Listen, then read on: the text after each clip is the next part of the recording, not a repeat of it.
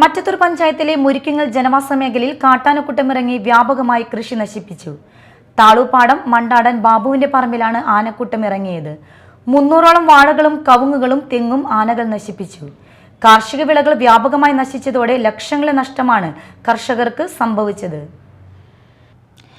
ഞായറാഴ്ച പുലർച്ചെയാണ് സംഭവം. മാസങ്ങളായി ഈ പ്രദേശത്ത് കാട്ടാന ശല്യം രൂക്ഷമാണ്. നിരവധി കർഷകരുടെ കൃഷിയാണ് ആനകൾ നശിപ്പിച്ചത്. മലയോര മേഖലയായ ഇവിടെ കൃഷിയാണ് ഇവരുടെ ഉപജീവന മാർഗം. നിരന്തരം വന്യമൃഗങ്ങൾ ഇറങ്ങി കൃഷി നശിപ്പിച്ചതോടെ കർഷകർ ദുരന്തത്തിലായിരിക്കുകയാണ്. വീട്ടുമുറ്റത്ത് പോലും ആനകളും പുലിയും ഇറങ്ങി ഭീതി പരത്തിയിട്ടും അധികൃതർ നടപടിയെടുക്കുന്നില്ലെന്നാണ് നാട്ടുകാരുടെ ആക്ഷേപം. കാർഷിക വിളകൾ വ്യാപകമായി നശിച്ചതോടെ ലക്ഷങ്ങളുടെ നഷ്ടമാണ് കർഷകർക്ക് സംഭവിച്ചത്. നിരവധി തവണ പരാതി നൽകിയിട്ടും കാട്ടാന ശല്യത്തിന് പരിഹാരം വനപാലകർ തയ്യാറാകാത്ത സ്ഥിതിക്ക് കൃഷി ഉപേക്ഷിക്കാനുള്ള ഒരുക്കത്തിലാണ് കർഷകർ.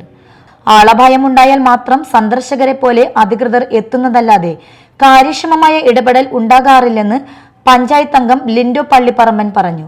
2 ആഴ്ച മുമ്പ് വീട്ടുമുറ്റത്ത് പുലിയിറങ്ങിയ സംഭവം ഉണ്ടായിട്ടും അധികൃതർ അനങ്ങാപ്പാറ നയമാണ് സ്വീകരിച്ചതെന്ന് നാട്ടുകാർ ആരോപിച്ചു.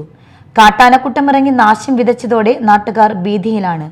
Media time, Varandarappilly.